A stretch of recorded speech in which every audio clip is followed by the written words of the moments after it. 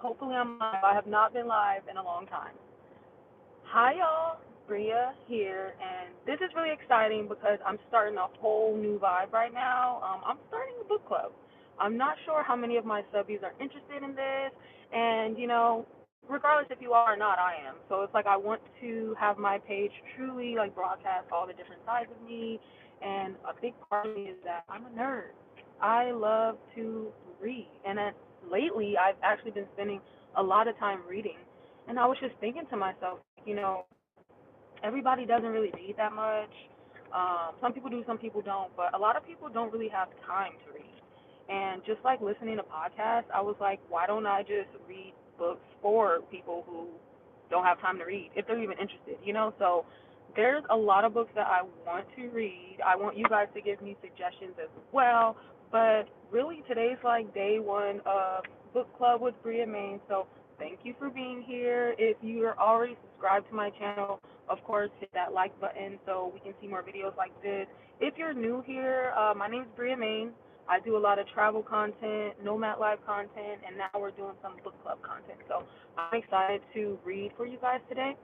I love reading out loud. So if you're interested in this type of content, you can listen to me while you're cleaning, cooking, driving, doing whatever you're doing. I'm just going to read a couple chapters to y'all, and we can talk about it in the comments section. So you can also read along if you have the book. But I want to kind of be the middleman for y'all and read for you. So without further ado, grab a snack.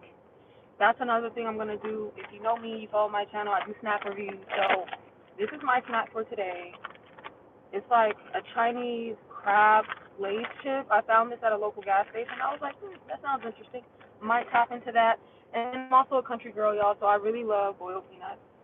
I get them at the gas station. I just love it. So that's my snack for today's reading session. And then I also have some ginger ale to drink. So y'all get ready, get comfy, do whatever you got to do if you're busy, but just turn the volume up and you can listen to me read if you're interested in it. And I can't wait to talk to y'all in the comment section about what you think about this book, if I should continue reading it or if we should move on to another book. But without further ado, I'm going to get started.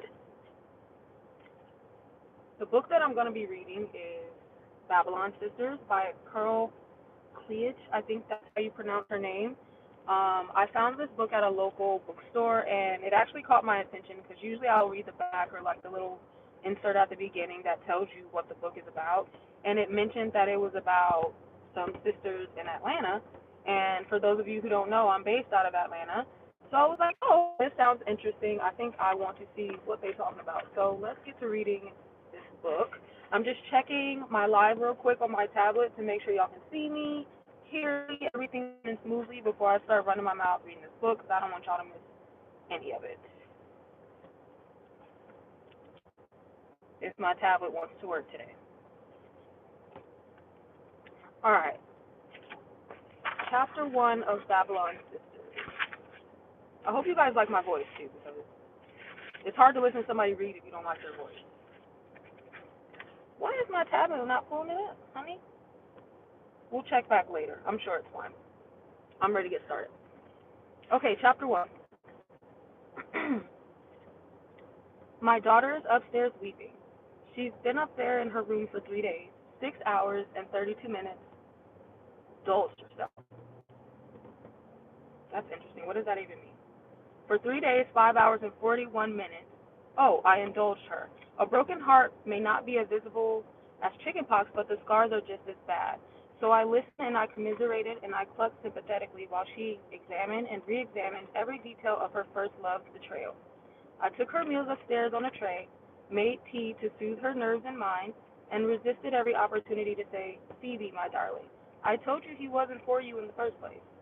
The last thing you need in the throes of first heartbreak, when you're still not sure you'll survive it, is to hear the absolute, unvarnished truth spoken for the first time by your mother, who first uttered the words when you brought the young, betraying fool home and confessed, oh, Mama, I think he's the one. Okay, so far it seems like there's a mother and daughter interaction, and the daughter is grieving the loss of her man. That's what it sounds like to me. And the mom is like, I told you so. He was never the one. He was handsome and interesting and sexy and as serious as she was about saying the world by next Tuesday at the very latest. He was also way too full of the blazing sexual energy of his emerging manhood to be anybody's one for very long.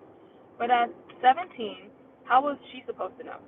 She handed him her heart and everything else that wasn't tied down, and they were inseparable from October of her junior year until June, when they had to go their separate ways for the summer. She was determined not to let distance destroy their relationship, but once they were apart, he seemed to be drifting away from her, and neither one knew what to do about it. After a summer of long distance spats and tearful reconciliations, he confessed via a long email that he had fallen in love with someone else and closed with a wish that they could always be friends. Okay, so it sounds like her high school sweetheart or whatnot. Yeah, they broke up after separating, going their own ways. Like that happens. Like I remember when I left high school and went to college. Like I had me a little high school boyfriend, and it did not work out for me. People grow, they change. You kind of just gotta be ready to move on, you know. But of course, she's heartbroken. I'm gonna read another paragraph, and then I'm gonna check the comments to see if there are any comments, honey, because my tablet is acting up. That was 3 days ago, and I'm still sympathetic. I'm her mother, after all, and I do love my child. But it was time for her to dry her eyes and blow her nose and get herself together. Nobody ever really dies of a broken heart except in the movies. And it is my opinion, motherhood aside, that more than 3 days in mourning for the demise of a relationship with any man is unseemly, not to mention a real strange strain on the women who have to help you through it. It was time for her to siege from self pity to self examination by asking the all important question: what is the lesson here for me? Although it is deceptively simple, this question cuts to the heart of the matter because it turns that trembling, accusatory finger you're pointing at everyone else right back around to yourself. My darling daughter had spent enough time blaming her boyfriend. Now it was time for her to look at what she could have done differently to avoid this painful moment. All right, y'all. This seems like the perfect kind of like book for like a woman's read. Of course, like my book clubs, anybody can join, obviously, but like it's looking like it's going in that direction. Like it's looking like this is gonna be like a woman's read, and I'm here for it. I love a good love story, heart story, kind of like coming of age story, and anything really about women. Honestly, like I love women's stories, so I'm gonna keep going. It's looking like the live looks okay. Let's see. I have a few chats in here. Ooh, I have some chats. Hold on, y'all. Hold on, y'all. Oh my God, what's going on? I'm trying to see the chat. Okay, hold on.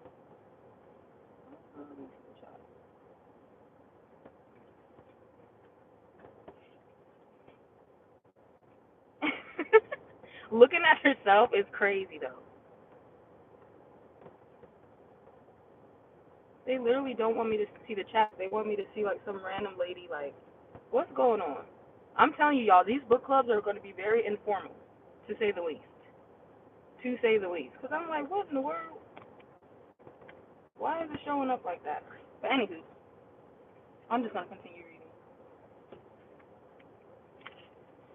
Okay. Where was I? When she was younger, I would consider the lesson question with her so she'd begin to understand how it always leads to the heart of the matter. When she got older, I would just remind her to ask it, then leave her to think about the answer all by herself. That's what I intended to do tonight. She could review and evaluate her choices while she finished packing and I finished returning 3 days worth of phone calls. I love having my office at home, and since Phoebe went off to boarding school 2 years ago, it's been not only convenient but quiet, the last 72 drama filled hours notwithstanding. I'd better enjoy it while I can. Phoebe's going to college next year. She's got her heart set on Smith, and the Seven Sisters have never been a place for bohemian mothers living on a budget to send their darling daughters. It looks like after all these years of stretching my little inheritance and living by my wits, I'm actually going to have to break down and get a full-time job where somebody else signs the check and covers the health insurance. I'm going to try to keep some of my longtime clients. Most of them can't afford to hire anybody half as good as I am, and they've never needed me more. So it sounds like the mama's doing what she can to raise her daughters and get them off to school, live their life. Very, very typical story, I would say. What I do is coordinate and integrate services for programs assisting female refugees and immigrants. Atlanta is a magnet for people trying to make a new start in a new country, and even though the town's natives still think in terms of black and white, in reality, we're looking more and more like the Rainbow Coalition. My job is to ease the transition on all sides by serving as a kind of conduit, clearinghouse, counselor, and all around communications facilitator. Okay, so she's working with the people for the people. She's working with the people for the people. Let me see my chat on here, y'all. What in the world? Why won't they let me see my chat? I think I haven't gone live in such a long time that I don't even know how to use this shit anymore. It used to pop up on my screen. Okay. I tell people the language I speak is the future, and I love it.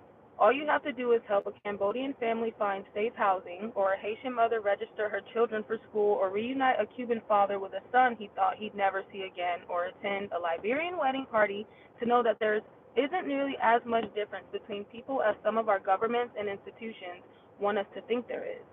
In my line of work, what I've learned is that most people are looking for pretty much the same things: health and peace and love and family, and a community where you can wave at your neighbors and they wave back. I love what I do, but it doesn't pay very well. My parents left me this house, all paid for, and enough money so that I could stay home with Phoebe and not have to worry about the basics. When my volunteer work at the Red Cross turned into a lot of freelance consulting, I was able to make enough to finance our annual trips to somewhere we'd never been before and to send Phoebe to a private boarding school up north when she decided she wanted to go. But the last of my inheritance pays for her senior year tuition, and there's not enough coming in to keep us afloat and to finance 4 years of college. She keeps offering to get a job, but our deal has always been, you get the grades and I'll get the money. Besides, it's only 4 years. I can stand almost any job that long if it pays well enough. After that, Phoebe's on her own, and I can feather my empty nest any way I want. Until then, I've got to toughen this girl up and get her back to school. Okay, it sounds really interesting so far. It's giving, single mom doing everything she can to create the best life for her daughter in Atlanta, and it seems like she does somewhat humanitarian work, like with refugees or just different people who have immigrated over here. So, I mean, it sounds pretty interesting so far. Let me know what you guys think in the chat. I'm about to take a minute and see if I can get it pulled up. I'm having some technical difficulties. But if I can get this pulled up real quick, I can see what you guys think about this book so far. It seems like it's going to be interesting. I know I stumble a lot trying to read, but I feel like the more that I read, it helps me even better to be able to like communicate and pronounce these like really hard words sometimes. Like I get stumbled up, like I have like dyslexia and shit. But yeah, it helps. Okay, let me see. Okay, I can see it now. They want to make it work now. I love whoever that is. It looks like a different language. Let me see. Tony Marshall, thank you for the dollar. I appreciate it. I really do. It helps.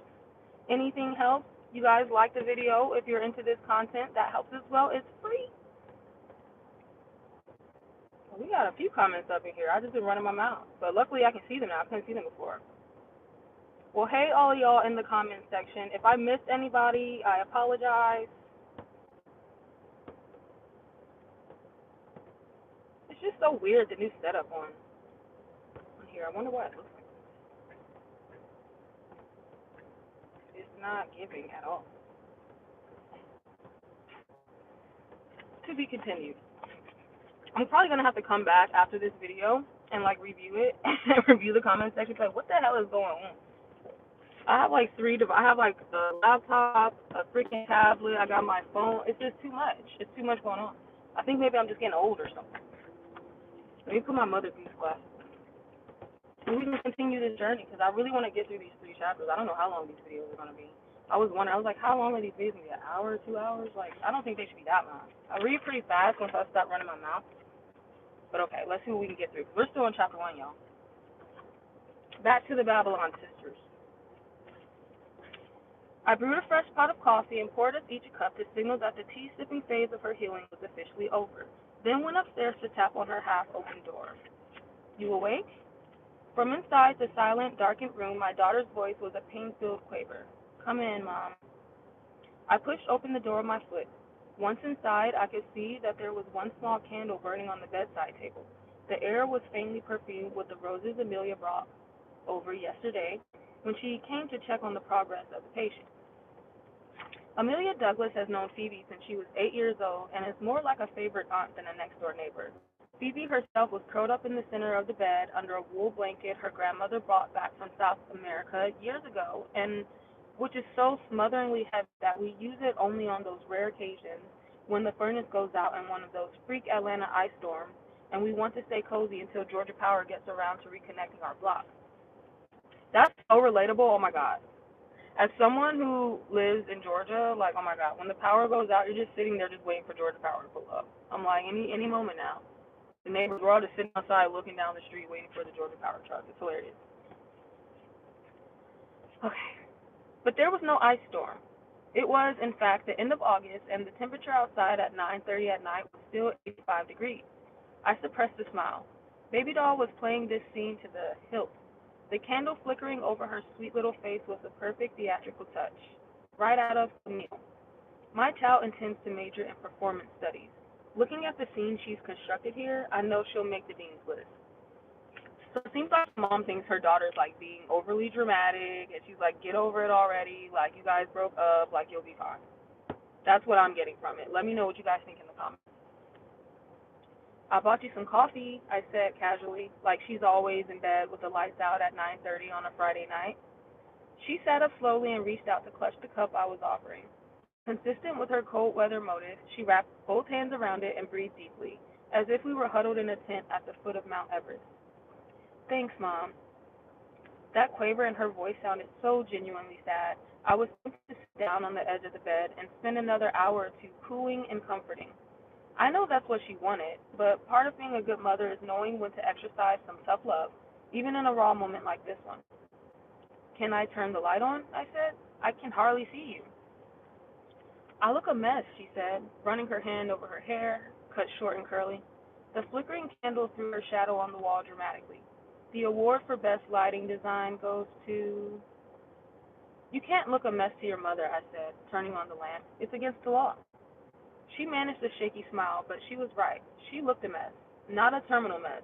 Just an, I haven't had a shower or brushed my hair or changed my clothes in 3 days because I've been too busy crying mess.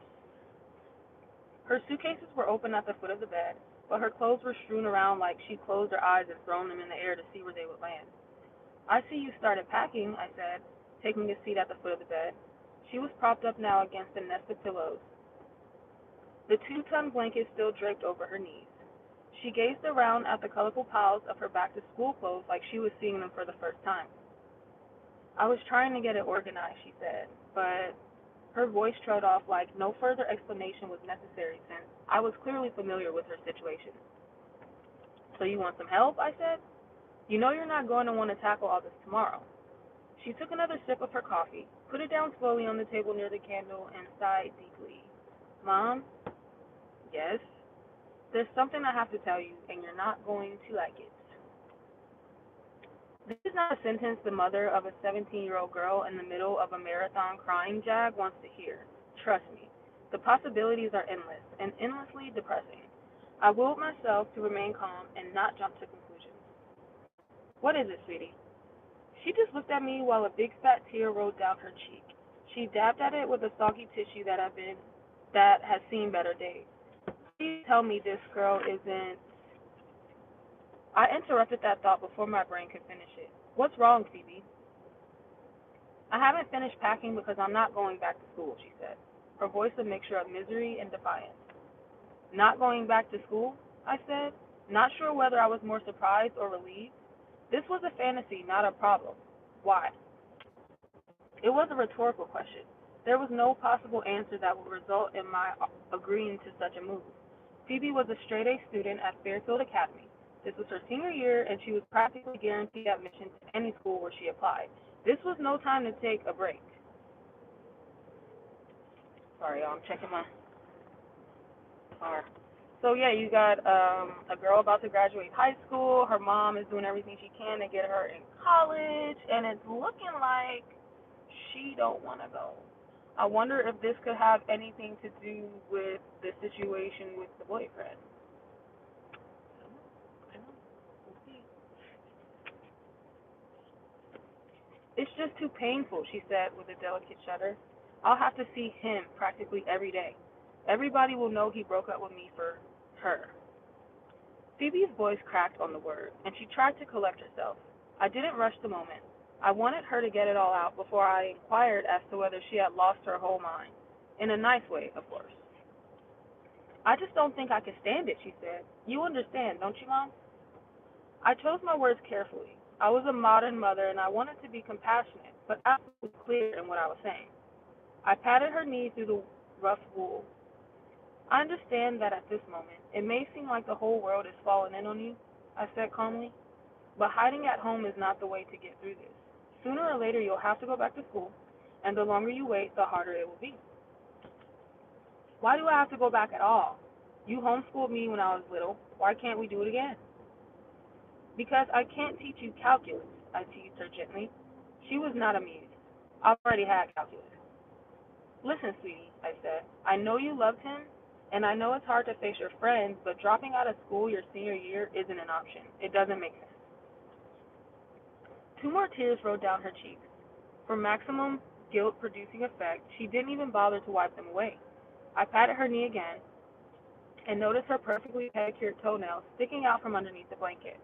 Were painted a summery shade of pink. Is that all you wanted to tell me? She didn't answer immediately, and I held my breath one more time. Yes, she whispered faintly. Then let me tell you something, I said. You're a smart, resourceful, kind, generous, talented young woman. You have a mother who loves you, a godfather who adores you, and a sister circle that thinks you're pretty special. You fell in love with a boy who couldn't see it, didn't appreciate it, or was totally intimidated by it, and that he left you for somebody else. The tears came in an ever-increasing flow, but she continued to ignore them, so I did too. It happens sometimes, and it's always hard because you can never really know why people do the things they do. He said he loved me, she wailed, as if she still couldn't get her mind around the lie. Y'all, this is literally how I be reading for real. Like, I be trying to make different voices and stuff for the different characters, but it helps. It helps. He said he loved me, she wailed, as if she still couldn't get her mind around the lie. I know he did, I interrupted her quickly before we headed back down that path. But that's not really the question, is it? She didn't answer, but I was determined to press on. Is it? I know what you're going to say, she said, sounding annoyed. You're going to say, what is the lesson here, right? Right. She stared at me, and an expression flickered across her face that I couldn't identify. She lifted her delicate little chin and looked me in the eye. Is that all you wanted to tell me? Her words took me by surprise. Or my words did, thrown back at me like so much bad business. Was she getting smart with me? There was no denying the sass in her tone or the deliberate defiance of her question, and I opened my mouth to assert the unmistakable fact that she was the child and I was the mother, and what she'd better do was get her narrow little behind out of that bed and clean up this room and herself, not necessarily in that order, and claim temporary insanity had made her even think she could talk to me like that. That sounds like any black mother I've ever heard. That was a great description. Loving, but very direct. But then I stopped myself. She wasn't mad at me. She was mad at herself, and she had that coming. Being angry was all part of answering the question she didn't want me to remind her to ask. My work here was done, so I stood up and smiled down at her instead of taking the bait. Yes, I said, picking up my coffee cup and heading for the door. I guess that was it. She didn't call me back to apologize, but she didn't get up and slam the door behind me either, which would have meant the insanity was more than temporary and would require immediate intervention. I'm a modern mother, but I ain't no fool. That's the end of chapter 1, y'all. Oh my god. I actually really am enjoying this. I'm enjoying this. It's been 25 minutes since I've been on the live. I think I'm gonna keep going. I think I'm just gonna keep going into chapter 2. We'll at least get through chapter 2, but if I can, I'll get through chapter 3, because I want to give you guys enough of the book for you to decide if you want to even continue listening to me read it to you guys. But for anybody in the live right now, I appreciate you being here. Hit the like button. I'm going to continue reading, and let me know if you guys are liking this book so far, if there's anything that you can relate to that I'm reading, or if there's another suggestion for a book that you'd like to read next time. But without further ado, I'm going to continue reading chapter 2 of Babylon Sisters. Chapter 2. By the time I got downstairs to my office, the phone was ringing off the hook. It was almost 10 o'clock, but I'm used to people calling me at all hours. A lot of people I work with don't conduct their business from 9 to 5. I snatched up the phone before the voicemail clicked on. Since some folks are reluctant to leave a message, their accents make them too self-conscious. Babylon Sisters, I said quickly. Catherine Sanderson speaking. Can I help you? I named my business after that Bible verse the Melodians overlaid with a reggae beat a couple of years ago, which made it an unlikely international hit. By the rivers of Babylon, there we sat down, and there we wept, when we remembered Zion. Zion's my little brother's name. I have it tatted. Well, hold on. See that? Zion. That's my baby brother's name. Anywho, continue. Most of my clients still felt like strangers in a strange land, so I added sisters to let them know I was family. But the voice on the other end didn't have an accent. It was offering an apology. Miss Sanderson, Sam Hall here, and let me start right off with a sincere apology for calling you so late into the evening. I just couldn't let another day go by without trying to at least touch base. Sam Hall? The name didn't ring a bell, but he had a great voice. Deep and rich and too sexy for a business call, even one that came this late. No problem, Mr. Hall. What can I do for you? The question is, Miss Sanderson, what I'd like to do for you. Too bad that voice was wasted on somebody with such a lame opening line. The voice was pure Teddy Pendergrass, but the rap sounded like a used car salesman. Do I know you? We met briefly at the Child Prostitution Task Force luncheon last week, but I wouldn't expect you to remember me. You were surrounded by people who have been deeply moved by your remarks. I was one of many. He had seen me doing my most recent dog and pony show. I do a lot of public speaking, mostly about issues affecting women and girls in the international community. These days, I consider each speech almost an audition, since I'm job hunting in sort of a semi-official way. The day of that luncheon speech, there was a terrible story in the paper about the death of a 4-year-old whose immigrant parents were living on the street. I was righteously indignant, and even though I was definitely preaching to the choir, when I sat down, they gave me a standing ovation. Afterwards, so many people pressed their cards into my hands, I hadn't had time to sort them out yet. That was an extraordinary day, I said, sliding in behind my desk. The spirit ran high. You made it extraordinary, he said. That's why I'm very anxious to talk to you, and my boss is too. Who's your boss? I'm proud to say that I am Vice President of Operations and Development for Miss Isola Mandeville. You may be familiar with her work. Of course I was familiar with her work, although I had never met her.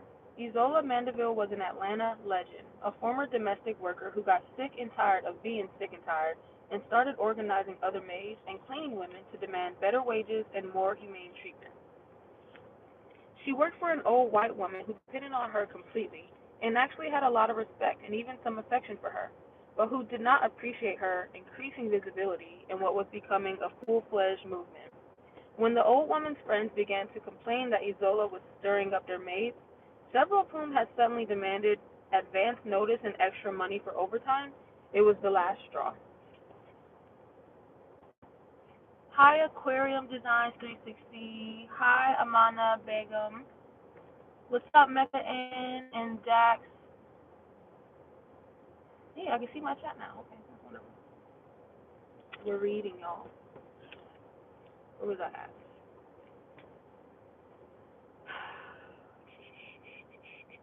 Her mistress reluctantly fired her the next morning, confident of finding a suitable replacement without much trouble and and ascertain that, deprived of their leader, the other maids will return to their former state of docility and life will go on as it always had. She knew she would miss Isola, but the world she knew didn't have a place for friendship between white women and black women, so she ignored her feelings and put an ad in the paper for a new maid.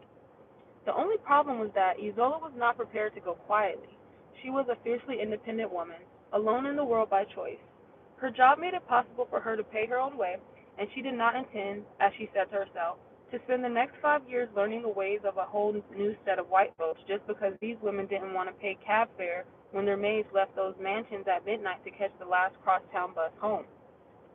So on Monday morning, instead of looking for another job, Isola showed up at her employer's house, where she stationed herself at the foot of the long, winding driveway to inform any of the other colored women who answered her mistress' ad that the job was already taken and that her best bet was to move right along.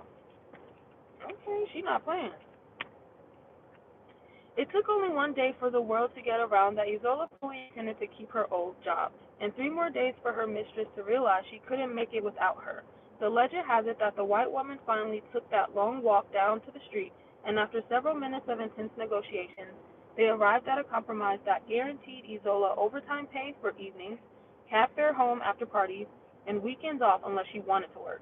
None of the other maids got as complete a package as Isola, but all of them got something, including a new sense of their own power and their mistress's vulnerability.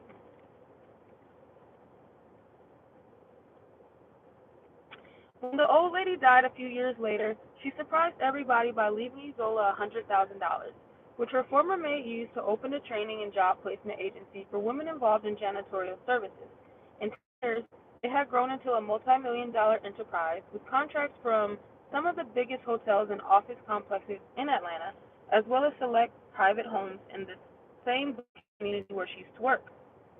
She was the regular recipient of awards for her innovative approach to preparing the women for work before sending them out to any job site. Employers praised her unique ability to motivate workers and pointed to the low drop-off rate in a field with notoriously high turnover. For her part, Isola guaranteed any woman who wasn't afraid of hard work a job whenever she wanted one. I'm flattered that Miss Mandeville knows my work, I said. Was she at the luncheon too? Miss Mandeville, he corrected me smoothly. She doesn't like to be called Miss, but no, she wasn't there. She depends on me to be her eyes and ears, and I'll tell you, Miss Anderson. He caressed that Miss like he wanted me to know he had no objection to it. I gave her a big earful of you after I heard that speech. You're the answer to our prayers. He was laying it on pretty thick, but that voice made it sound like the gospel truth. I don't know quite what to say, Mr. Hall. Can you be a little more specific? His laugh was even better than his voice. My apologies again. I fully expected to leave another voicemail message, and when you actually picked up, it sort of threw me. I hadn't even gotten the first one. How long had I been sitting upstairs commiserating with Phoebe anyway? 3 days or 3 weeks? What was the message? The message was an invitation to you to come and break bread with me and Miss Mandeville at your earliest convenience in order to explore the possibility of your coming to work with us on a project that is right up your alley. Are you interested? His timing was perfect. I said, reaching for my calendar. Monday looks good for me. Then Monday it is, he said. Miss Mandeville likes to use her personal chef. Can you join us at noon at our headquarters? Of course. I knew exactly where the building was. It was hard to miss. So it's sounding like, okay, so you got a single mom trying to get her daughter to college who's having a whole breakdown because her high school sweetheart broke up with her.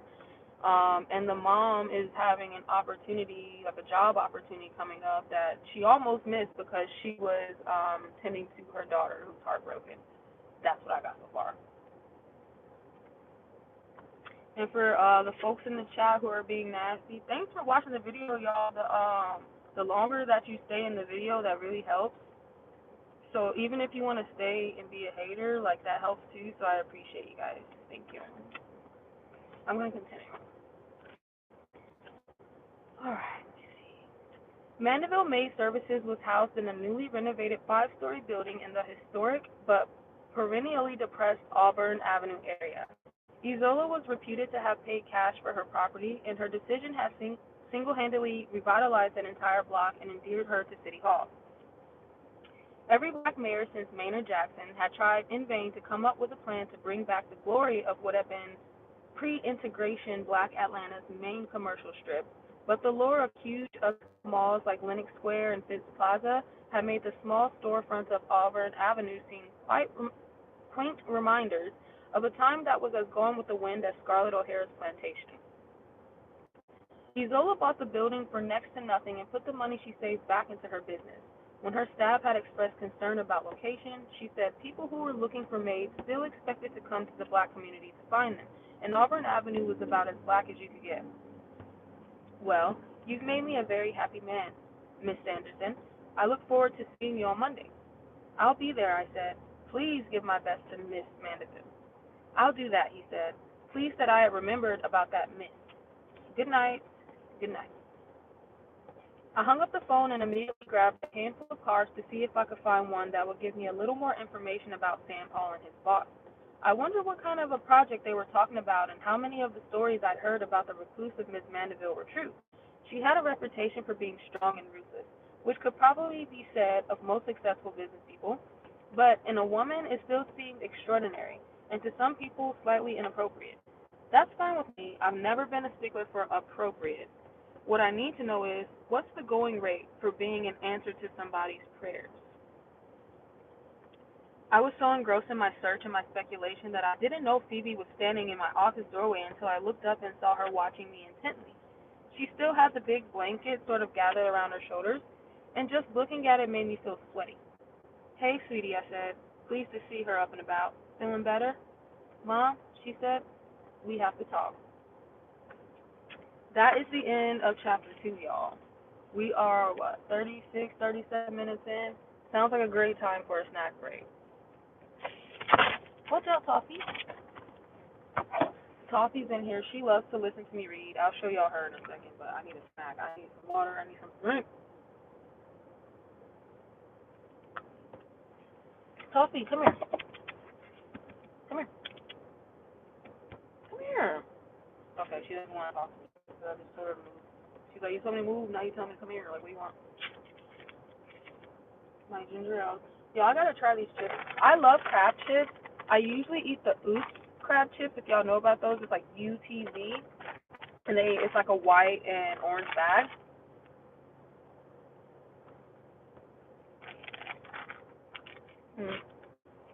But I've never had Lay's crab chips. And these, they must import it to you. What's the import tax they paid on that, honey?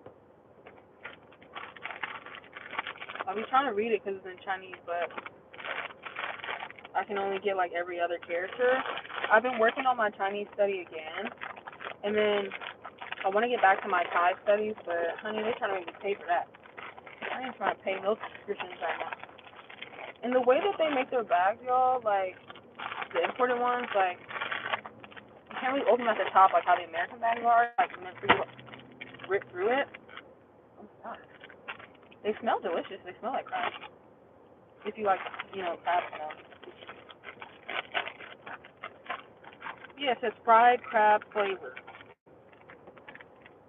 I gotta get my TRYTREATS subscription back. It's a company I used to work with, a sponsorship. They would send me like snacks and stuff, and I would do snack reviews. I miss them. All right, here we go. Lay's fried crab flavored chip. Smells like crab. It has seasoning on it. Oh wow. It looks like it has like Old Bay seasoning on it.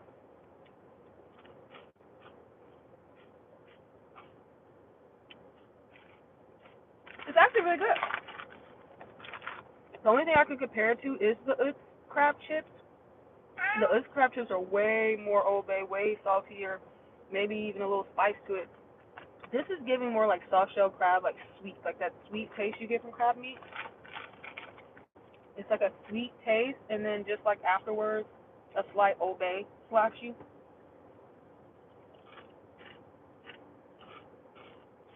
Look at that. I probably eat only a handful of those, but it's not bad. So yeah, y'all, if y'all get access to these, try them out. They're pretty good. Lay's has all types of different chips when you go to other countries. For those of y'all who don't know, I used to live in Thailand. so many crazy flavors of chips. Like, they have like hot pot flavored, tom yum soup flavored, shrimp, biscuits. Like, I don't know, they just have random stuff. So I love trying different snacks. Hopefully one of y'all out there get a chance to try this, because I got this in the U.S., so I don't know who's importing this right now. That's crazy. They got money. They importing chips. And then I'd love to know, since I'm a little country girl, even though I'm from the north, I'm from Ohio, I've spent majority of my life in the south, how many of y'all really be eating boiled peanuts though? I feel like that's such a southern thing. I love boiled peanuts, and this is the specific brand, Peanut Patch. Y'all ever see these at y'all gas stations? I usually get the Cajun flavor, so it'll have like the Old Bay honey or whatever Cajun spices they put on it. Excuse me. But they didn't have that today. They just had the plain ones. And these are just as good. They're just salty. It's just like salt flavored. It's a little messy eating, man. You gotta be real comfortable with somebody if you're gonna eat boiled peanuts in front of them. I don't care. I'm comfortable. Oh, I'm feeling it. Sorry, y'all. So yummy. And you have these little shells. They remind me of like that peanut guy. When I was a kid, I used to be like, why they got that man looking like that? Every time I see a peanut, it's just a small little nut. I didn't realize that peanuts came in the shell like this. So when I found out, when I was younger, of course, I didn't find this out yesterday years old, but when I found out, I was just blown away. I was like, peanuts look like that? What the world? Yeah, you learn something every day. So anywho, I have my snack. Let me give Coffee a little treat, give her a little snack. Hey, ATM, INTL. Sylvia, hey, thanks for being here. Sylvia, my member, you're always so supportive. I appreciate you so much. Even in my time where I wasn't posting, I felt so bad. I'm like, I'm not even posting. I have a member, like, what's going on? But you've always supported my channel. I really appreciate you. And you never have boiled peanuts. You gotta try them. Gotta try them. Next time you're on the road, or if you're at like a little country gas station, see if they got them. You gotta try it. So, y'all, let's see if Toffee wants to say hey. Me and her been going through some changes lately, you know, getting back to nomad life, car life. She is definitely an outdoor kitty, and she likes being outside. So I took me to parking places where she can kind of do her own thing. But sometimes she be getting out of hand. Like one night she didn't come home. She ran the streets all night. I woke up at like 5 a.m. and I was literally about to have an anxiety attack. So I was like, where's Toffee? I'm calling for her. I'm looking for her. Tell me what, this girl just comes sauntering back like an hour later at my driver's side door, like, let me in. I'm like, are you kidding me? Like, come say hi to people, tell them how you be acting up. Come here. Jump. Jump. Jump. Say hey to the people, Toffee came to say hey with her tongue sticking out. You just want your treats. She's like, that's all I want. That's what I'm getting. Just say hey to everybody. Anyway, Toffee is my lady. She's very clumsy and a hot mess. She is 12 years old. She's a lover girl, but she's my lover girl. She's got a steak face, like a resting bitch face. She got that for me. She's sweet, but she be doing too much. Here you go. You can have a treat. Sorry. She's like, why you call me over here and not giving me no treat? She eats treats out of my hand, so that's how I know she trusts me. But sometimes she bites my finger. Ow. Yeah. She's a nice lady. She's my companion. And she loves to listen to me read, but usually she's sitting in the front. So, y'all, we got one more chapter to go. And like I said, this is a very informal book club.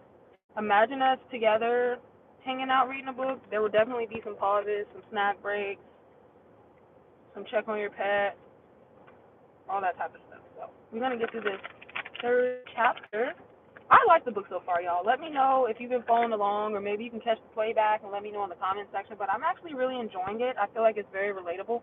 I'm glad I picked something that's based off of women in Atlanta, because all the references that she's saying, like the malls, the streets, the neighborhoods, I'm very familiar with, so I like this book. Again, Babylon Sisters by Cleage. I hope I'm pronouncing that right. And we are on chapter 3. We're going to get through chapter 3 and sum this live stream up. All right. It was too late for more coffee, so I poured myself a glass of Merlot and went to join my daughter in the living room. She had politely declined my offer of juice or another cup of sleepy time tea. I settled into my favorite rocking chair, loving the gentle sway of it that was as familiar as my own heartbeat. I bought it the day I decided to keep Phoebe, because good mothers are supposed to nurse their babies in rocking chairs. Even then, before I had a clue about how hard it is to actually raise a sane and loving child in a brutally insane, often unlovely world, I knew that was my goal. I wanted to be a good hands-on mother. A rocker was the first step, and I sat in 12 chairs before I found the right one. It had a tall back, a king bottom, and carved arms that encircled me like a hug. It was perfect. I couldn't wait for Rich's department store to deliver it, so I made them tie it to the top of my car and drove it home with the radio up loud and my chair up top, and it was a moment of perfect certainty that I was doing the right thing. She seems like she's a good mom. She seems like her goal is to be a good mom. I can dig it. When I look back at it, I'm always amused that I thought everything would be as easy as finding the perfect rocker. What planet could I have been from to think being a good mother has anything to do with certainty? After 17 years with Phoebe, I now understand that a strong hunch is usually the best you can hope for. That, and a poker face. An unintentionally delayed smile can derail an honest mother-daughter exchange faster than the ring of a cell phone. Just because you know she'll laugh about it all someday doesn't mean this is the day. Phoebe curled up on the side of the couch where she always sits when we watch TV and tucked that damn blanket around her bare feet. Over our heads, the ceiling fan whirred softly. I took a sip of my wine and smiled at my miserable-looking child. What's going on? Relieved of my earlier fears that I might be a grandmother before I turned 40, and having stated my position on the not going back to school question, I felt confident that I could handle whatever was knitting my baby's brow in such consternation. Phoebe took a deep breath. Don't take this the wrong way, Mom, but I think this whole thing is your fault. What whole thing is that?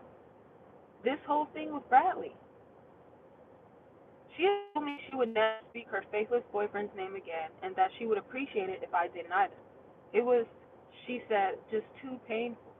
I was tempted to point out that she must be feeling better, since his name rolled off her tongue with ease, but my curiosity got the better of me.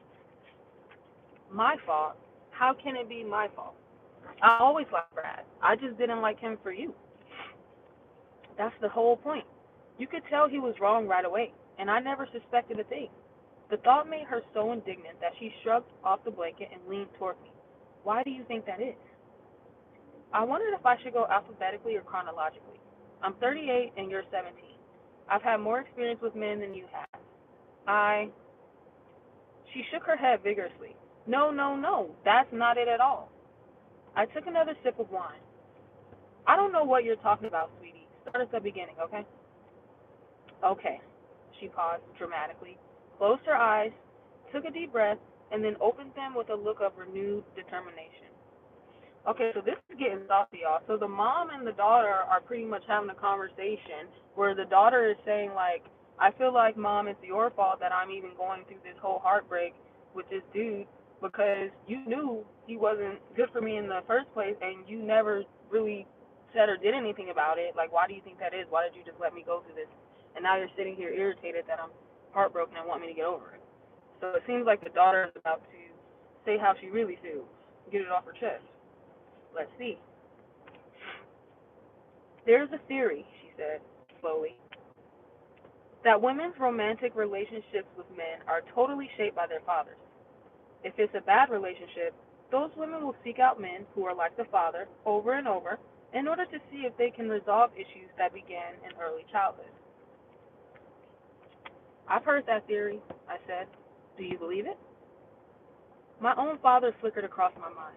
Smart, funny, passionate, dangerous, free. I adored my father, but I don't know how good our relationship was. He was not a man who had much interest in anything other than his work and his wife, including his only daughter. He was Always kind to me in a distant, distracted sort of way, but I never felt like he'd miss me if I weren't around or even notice. Ooh, that was his home.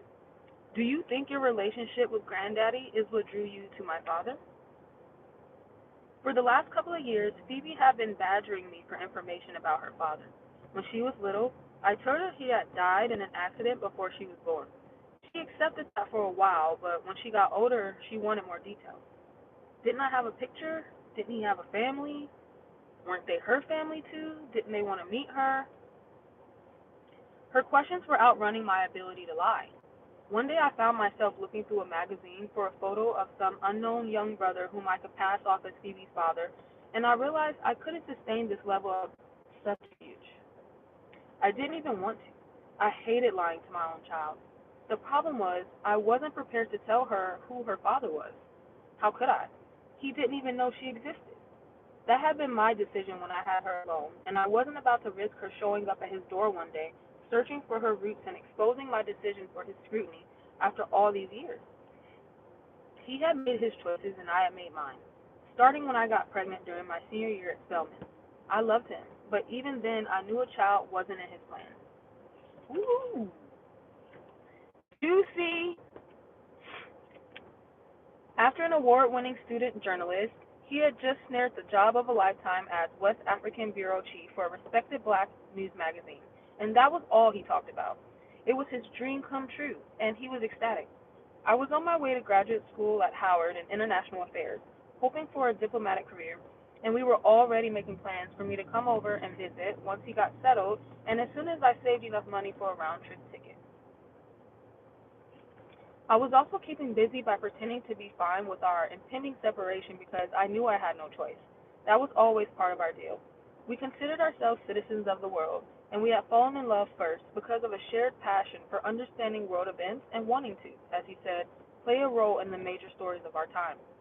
We spent almost a year engaging in those long, lovely, late night conversations that start with politics and end with an escalating series of intimate exchanges and self revelations that resonate so deeply you feel like you must fall in each other's arms or die. Okay. It was wonderful and overwhelming. For a shy 19-year-old virgin, it was a lovely introduction to sexual pleasure without guilt, and we discovered each other together as if we were brand new beings in a world all our own.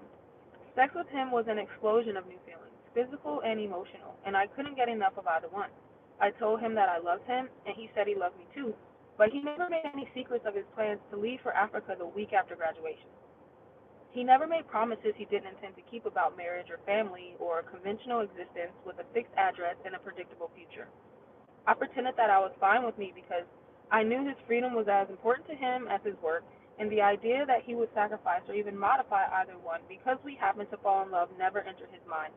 For almost 2 years, everything was about as close to perfect as I could stand it. Then I got pregnant with Phoebe. So it sounds like, the mom, the main character of this story right now, who's trying to get her daughter into college, who's going through a heartbreak, is expressing that she, fell in love in college and kind of had an understanding when she got pregnant with the father of her child that they were going to separate once college was over because they both had different career paths and were very passionate about their paths. Okay, okay. When I got the test results, I thought for a long time about whether or not to tell him. Of course, I was going to have an abortion, so what was the point of interjecting all the drama? But that, of course, wasn't as firmly entrenched as I hoped it would be.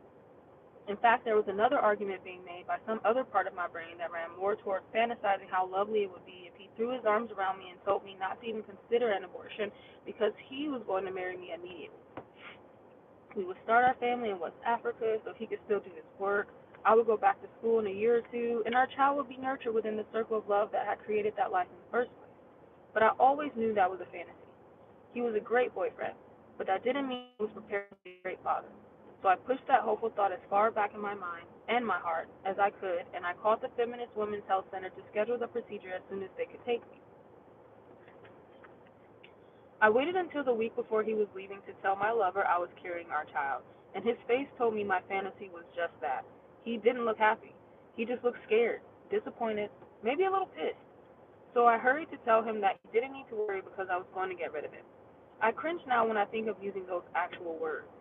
Don't worry, I'm going to get rid of it. Like she was a cockroach or something. To his credit, he winced when I said it and reached out to pull me close. Are you sure? His voice was gentle, not judgmental. We were playing the parts we had learned. It was a woman's right to choose and the progressive man's role to be supportive.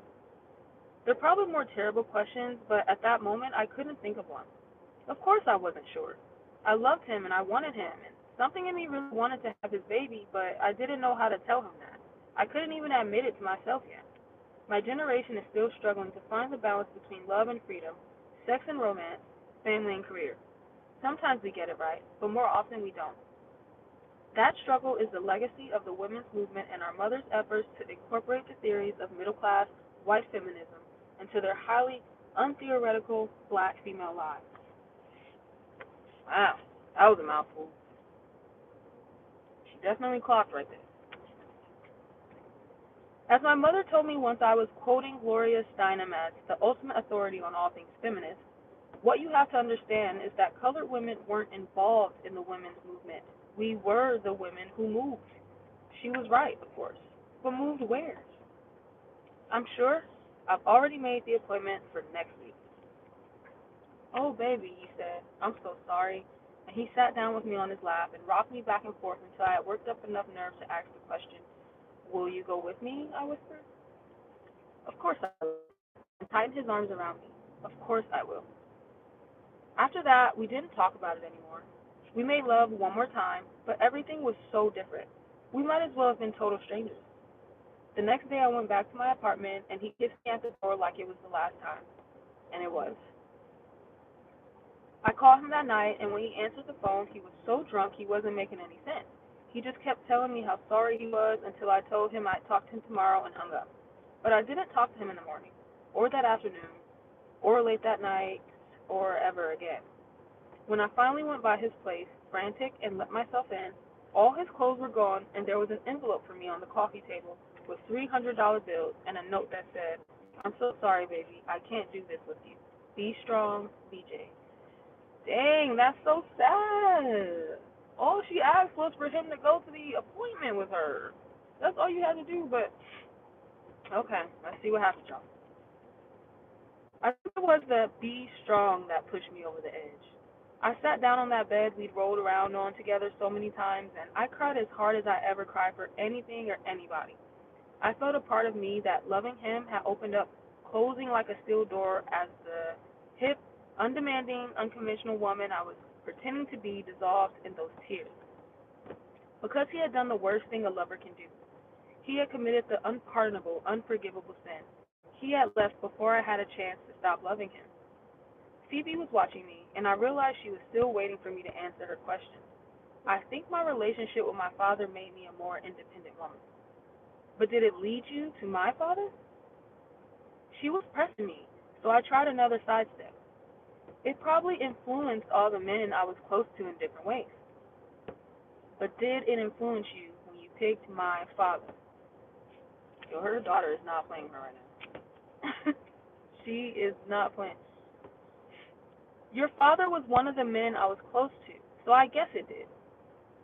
Phoebe stood up then, dragging her blanket with her so she looked a little like one of the old Hollywood depictions of Native Americans gathered outside their teepees with winter rolling in.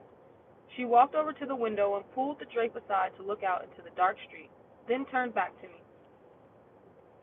If you don't tell me who my father is, I'll never be able to figure out men. You're dooming me to a lifetime of heartache, and you don't even seem to care. I let that slide and tried to remain calm. We talked about this before. It wasn't a period of my life I'm particularly proud of, but I can't sanitize it now just to make you happy. Your father could be one of several men I was sleeping with at the time. They were nice guys, but nobody I wanted to invite into the rest of our lives. So after graduation, we went our separate ways.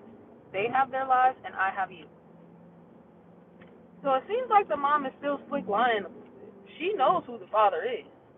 She just, I don't know, maybe she doesn't want to tell her that the father is like, he couldn't take it. So, yeah, right, he couldn't take it. So maybe she's deflecting from that. I think it might be easier to just tell the truth, honestly, because it's, carrying on a lie is hard. And the more she inquires about it, it's just going to strain their relationship. So, I don't know. Let's see, where are we at? This lie evolved out of my desire to be absolutely sure she'd never be able to narrow down the possibilities and stumble upon her real father because he was standing around in my past all alone. I even went so far as to construct fake diaries to cover my college years, which listed 4 or 5 boyfriends, as young girls' diaries often do, but never once mentioned her father. I left the diaries around where she could find them to bolster my story, so I figured she had believed what I had told her. I was wrong. That's crazy. That's a lot of effort. Like, to literally make fake diaries and lie about different boyfriends you had and leave it around so your daughter can find it so that you can continue the lie of not knowing who her father is. That's a lot of effort. That's a lot. I'm sorry. I understand she's trying to protect her, but I'm like, that's a lot of effort to go to just end up hurting her in the long run. I don't know.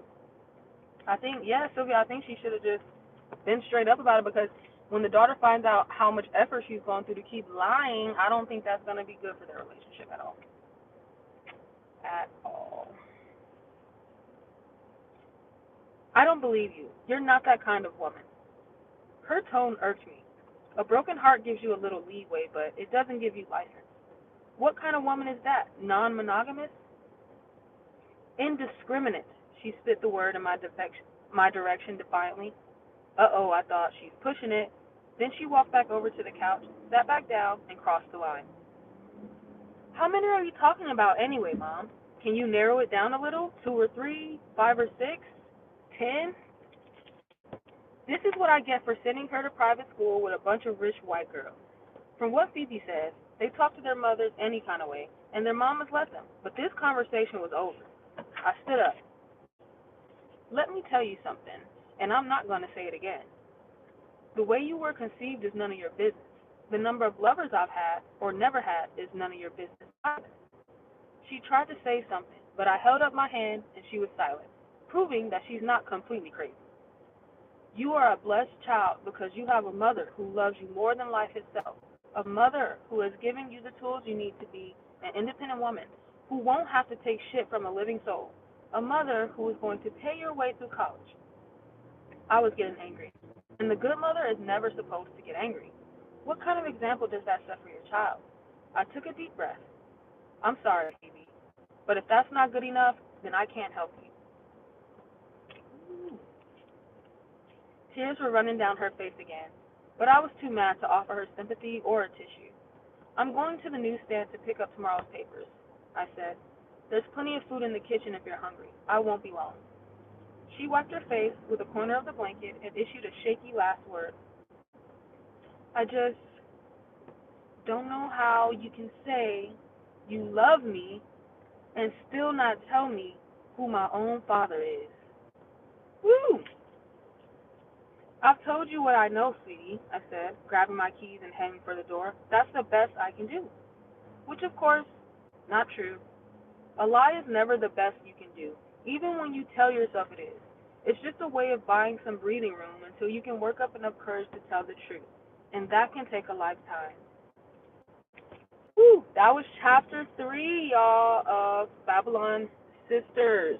We made it through chapters 1 through 3, and let me tell you, I like me a little third drama. I'm not gonna lie. I'm like, it's giving mother-daughter drama. I'm here for it. I want to see how they work it out. The storyline is very relatable. I'm sure we all know someone, if not yourself, who may struggle with trying to determine who their father was, or just having like a distant relationship with her father, or maybe the mother not wanting to be quite honest about her lifestyle during the time when she conceived. It's a lot. It's a lot. So I'm here for it. I'm liking it. I can't wait to talk to you on the comment section about it. You guys, if you didn't catch the live, catch the playback. And yeah, I'm going to keep reading this book. And I hope we get some more people to join the book club, because I'm just going to keep doing it. The haters can keep hating, but I'm going to keep reading. Some of y'all need to read. It's fundamental. For real. But yeah, that was a great first book club. I'm excited to do more of these. I actually have a lot of fun reading this, just hanging out. So yeah, hit that like button if you guys enjoyed this. Subscribe if you're not already subscribed to the channel. And of course, to my number one member, Sylvia, thank you so much for joining me and chatting with me on this book. Um, is this the type of book that you would read, or like, are you interested in the drama? Like, let me know. Let me see what you said. You said their relationship is done. The mom can't see how important it is to the daughter. Yeah, and the daughter is concerning because the daughter's 17. She's supposed to go off to college. So if they don't really fix that relationship now, that could be really detrimental for them in the future. I'm like, she's gonna go off and kind of have that chip on her shoulder about you and her issues with men. So yeah, I can definitely relate to this story. I'm liking it, y'all. Go out and get Babylon Sisters by Cleage. And if you don't want to get the book, or if you don't want to read or have time, check out my video and hit me up on the next one. We're gonna read the next few chapters of this book. All right. So with that being said, I'm up out of here. Love, love, love. And I will see you in the next book club.